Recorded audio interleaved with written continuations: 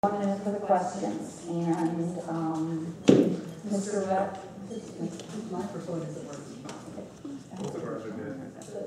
Guys, they say their microphone. Both mics are dead. Not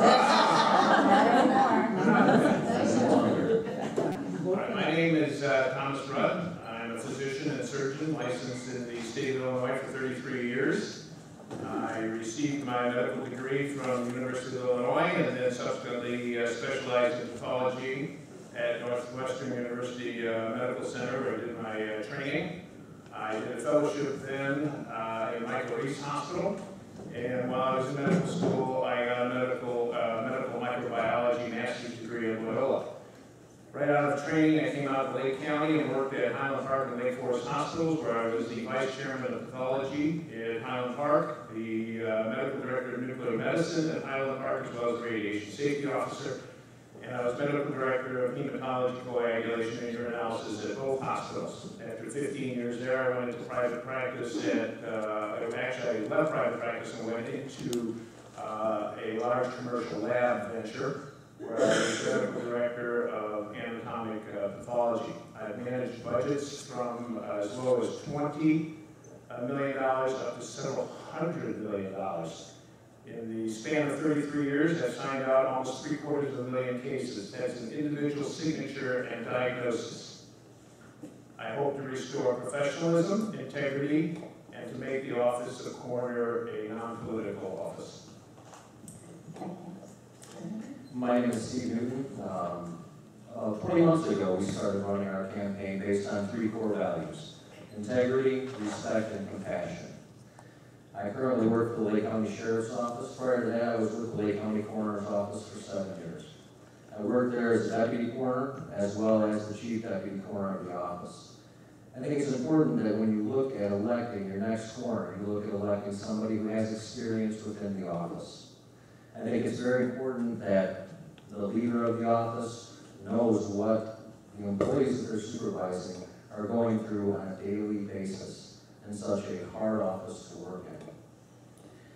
Additionally, I have gained much support from the funeral homes locally, who have a track record of working with me and know how I work within the coroner's office. I ask for your vote in this upcoming election, and hopefully we get to some good questions here very soon. Thank you. Thank you. My first question, and Mr. Newton, you look at this first. Okay. What characteristics are needed in a coroner that may not be needed as much in another administrative position? When you're dealing with the coroner's office, you're talking about an office that deals with people at the worst possible time in their life. You need someone that deals with families in the most respectful and most compassionate manner. It's not unheard of for the coroner to be out at 2 o'clock in the morning, knocking on someone's door to give them the worst possible news of their life. It takes a special individual, someone who's been there, someone who's held the hand of a family member, giving them that horrific news, to run an office where others may be asked to do that. I agree. Compassion is very, very important in this office.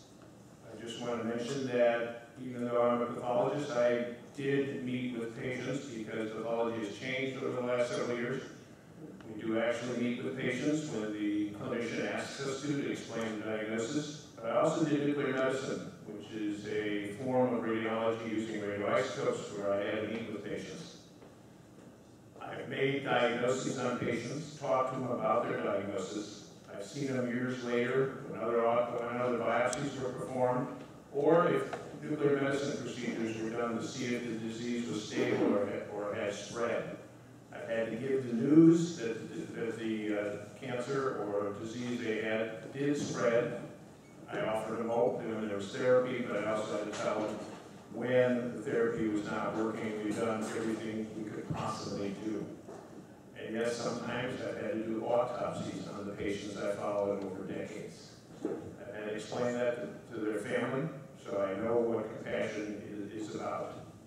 But at the same time, this office is a laboratory. It does medical death investigations. I feel that a physician pathologist should be in this office to be able to talk to other physicians about those who have passed and to be able to review their medical records and most importantly explain the disease to the family and how the patient died. Thank you. Mr. Rudd, you'll go first on this question. What policy changes would you make? I'm sorry? What policy changes would you make? Well, I'm not sure if we could say policy. This is what I'd like to do. There are 4 things that I'd like to do. First of all, the office is an extension of law enforcement, which it shouldn't be. Now, it does have quasi law enforcement responsibilities if the sheriff for some reason is not able to perform his job and the coroner does take over. But having a physician in this position eliminates any conflict of interest as far as law enforcement. Secondly, being a physician, I know the science of medicine, and we can make sure that all death investigations follow current scientific methodology. I'll make sure that all death investigations are reported on time to all stakeholders. We will follow the budget, and most importantly, we will try to get the office certified by the National Association of Medical Examiners, which means that we'll be following the gold standards of death investigation. One of the first things that I'm looking forward to changing as part of policy, the way it stands now, our coroner's office does not conduct inquests. Inquests are a jury trial type proceeding where the coroner, the investigators that were involved in the investigation, as well as the forensic pathologists who did the autopsies, and family members are able to go before a jury and provide the facts of the case. This jury then determines the manner of death, be it homicide, suicide, accident, or undetermined. My opponent likes to talk about running an unbiased office, and he keeps pointing his finger at law enforcement. However, I think that somebody who's been a physician in the county for 30-plus years probably knows that there's a lot of other physicians that make mistakes, and there's another reason for having this inquest, to make sure that everything is unbiased. And furthermore, I would like to reevaluate all of the policies that have been put into place under the last administration of Richard Keller. A lot of these policies removed family members out of the entire process. A lot of these policies were not only illegal, but unethical. And I think that whoever the next coroner is needs to look at each and every one of these policies that's currently in place to make sure that things are being done by law. Thank you. Mr. Newman, on this question, what is the current budget of the office and what portions of it could be merged with the sheriff's office? Hollis? There's an echo. The second echo, they can't hear. We couldn't, we You can't hear. have a tough time You hearing. gotta move it up more. Hold up your hands, speak louder. Over, just speak on it. Try it again. Okay, Try it. better? Slightly. Go ahead. He's controlling it in the back.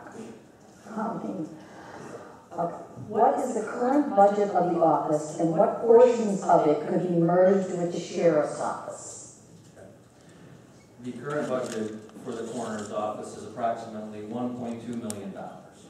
It's a small office, and it doesn't generate a lot of revenue. The revenue that it does generate is based off of your analysis testing that the coroner's office does for certain agencies throughout the county. As far as merging with the sheriff's office, I don't feel that there's any specific tasks that the coroner does that would warrant merging that with the sheriff. It's an interesting question. I hadn't actually thought of it, but I'll have to agree with Mr. Newton. I think it would be wrong just on the basis of conflict of interest. The last thing we want to do, have done, is a death investigation of the sheriff's office. Thank you. Okay, what? Next question, Mr. Rudd, you start. Mr. Rudd, you start with this one. What is the difference in responsibilities between a coroner and a medical examiner? The way the law is written here, a coroner's The only thing the coroner has to have as far as an ability to do the job is a high school degree and no criminal record. Now, that means it's basically, as it's set up in Lake County, an administrative office, and the coroner does sign the cause and manner of death. Okay, once he gets the autopsy report. The medical examiner is an individual that can do both the administrative role as well as perform the autopsy and interpret the results. So that means the medical examiner will perform the autopsy and determine the cause and manner of death and can therefore sign it. In Lake County, the current, if I was in the position as a coroner, I could not actually do the autopsy because there's a law against it. So, in summary, the medical examiner can do the administrative role, and he can actually do and interpret the autopsy, whereas the coroner is strictly an administrative role. The coroner is the administrator of a medical legal death investigation office. When it comes to the medical examiner, one of your biggest differences is you're dealing with an appointment versus an election. As other candidates have spoke today, I feel that it's important considering that $1.2 million budget comes out of taxpayer funds, that you have the opportunity to rehire or fire the person that's in charge of that budget on a regular basis. The only current medical examiner model we have to compare to in Illinois is Cook County, which is run by a pathologist, and has gone under a lot of fire lately for issues that have occurred there. No fault whatsoever of that doctor, but appointing a medical examiner doesn't take the politics out of the office. Opening up the transparency, re-involving the families, that will take the politics out of that office. Okay. Mr. Newton, you're first on this one. What technology changes need to be made? There have been certain technology advances that have come into play over the course of about the past year and a half. Many of you may remember the coroner's office was under scandal, our coroner resigned, and a coroner was appointed in the interim. During the time the sheriff's office was running the coroner's office, technology advances in evidence cataloging, as well as x-ray, as well as some of the autopsy suites have been enhanced upon. And our current coroner, Artis Yancey, has continued to enhance on those changes. I think that getting into the office, seeing where the technology currently sits, would be the best way to possibly answer that question. I know in the past we have written grants to bring not only the live scan fingerprint unit, but other pieces of scientific equipment to help us complete our jobs as death investigators. And I would be looking forward to doing more of that work.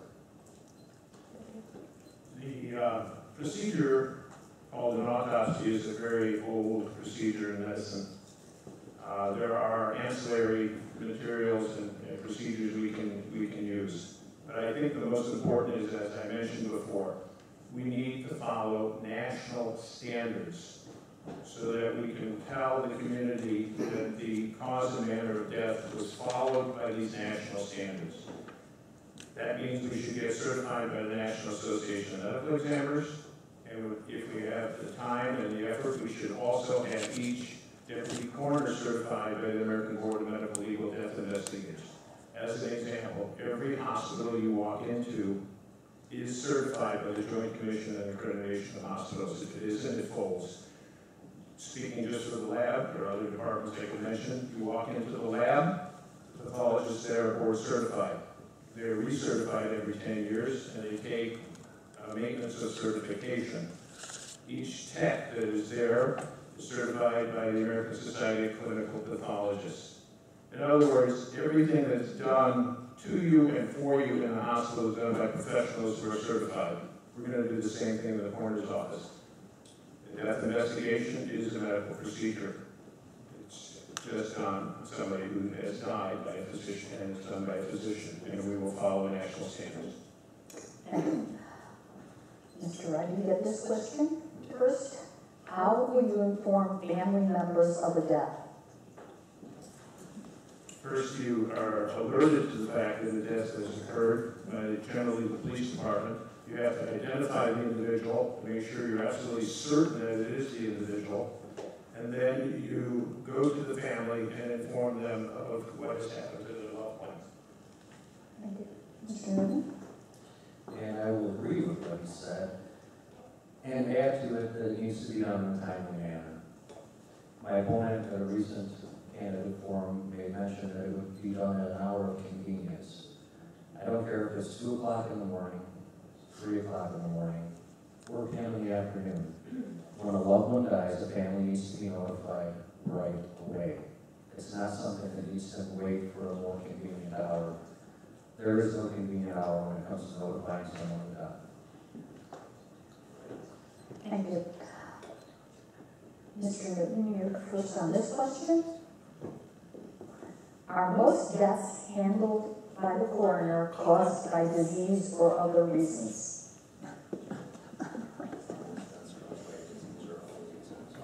That's for me? Mr. Newton's first on this one. Deaths across Lake County average between 3,000 and 4,000 a year. The majority of these are medical deaths. The majority of these are investigated only to a limited area by the coroner's office, taking a report, dealing with the physician, communicating with the physician to find out what the person's disease processes were, and then that physician generally, the person's own physician, will sign the death certificate. The coroner's office gets involved when the death is unexpected and due to an unknown cause, or if it's something of violent, traumatic, and sudden nature, such as a car accident, or a homicide, or a suicide. A majority of the deaths are from natural causes and are handled by the physician, the patient's physician. There's been some statistics lately that we see amongst the non-natural deaths that I think the coroner's office should probably promote awareness on. For instance, you heard earlier one of our state's attorney's candidates discuss the heroin issue. Heroin issue has become large in Lake County, being close to Chicago, which is a central hub. And this year alone, we're up to 40 deaths in Lake County attributed directly to heroin. I've already started working pre-election with organizations throughout the county to help promote the awareness of these types of issues, hoping to inform the young people of the dangers of this. Mr. Newton is correct. The vast majority of deaths are natural. We have 5 manners: natural, accidental, suicidal, homicidal, and undetermined. Thank God most of the deaths in the county are natural. The others hopefully are preventable. And the office should work through education in trying to prevent the other 4 types of deaths. Thank you. Since we're on time constraints, we're going to go to closing comments now. Mr. Newton, you need to be first on your closing comments. Thank you. Thank you again for coming out today and listening to all the candidates talk. I know it's been a long afternoon and one of the first beautiful days that we've had. When it comes down to the coroner's office, I ask that you do your research. I ask that not only do you attend forums such as this, but talk to your local area police and firefighters. Talk to your local area funeral homes. These are the people that deal with the coroner's office on a daily basis. See what they think are important roles and who they think the best candidate would be in that office. Recently, I received the endorsement of the Daily Herald, which focused in on my experience within the office, having worked there from the ground up, having done the job of those that I'll be supervising, as well as my temperament. We share a desire to run the coroner's office, but I think you'll see in doing your research and becoming more in tune with the 2 candidates, we're a lot different when it comes to temperament. I feel that families need to be put back in the process of any death investigation in Lake County the way it was done years ago, where families have a say, where families are treated with dignity, respect, and compassion. And it's an office that needs to be held with the highest integrity standards. So I ask this November or before, with early voting starting just tomorrow, that you consider me Steve Newton as your next Lake County coroner. Thank you. I also want to thank everybody for inviting us here. I would just like to add that who would you want to talk to in regarding to a loved one's death? Somebody with 33 years of experience, not only diagnosing, but treating patients through nuclear medicine procedures, as well as informing patients' families of the death of their loved one on autopsies I have performed. I've worked at Highland Park and Lake Forest hospitals for 15 years. I know what it's like to have to deal with patients as well as their families in giving them news that most of us don't want to hear. You may or may not have seen the special on WTTW, the National Public Radio television series on the coroner's offices and how bad they are run throughout the United States. Let me just quote in my closing. 2 years ago, a blue ribbon panel created by the National Academy of Sciences pointed out the lack of mandatory standards for autopsies and the absence of oversight into the performance of coroners. It is recommended that the goal of every state and county should be to move away from the coroner system, which is not based on medicine, and instead hire board-certified pathologists. Thank you. Thank you to both candidates. I'd like to thank all of you who came out today. It's a beautiful day. You could have been outside playing golf, playing tennis, doing something, taking a hike. But we at the League of Women Voters appreciate your interest and involvement in being an informed electorate. I want to thank all the candidates who came out today and wish them all well in their endeavors. If you need, please take the programs with you. If you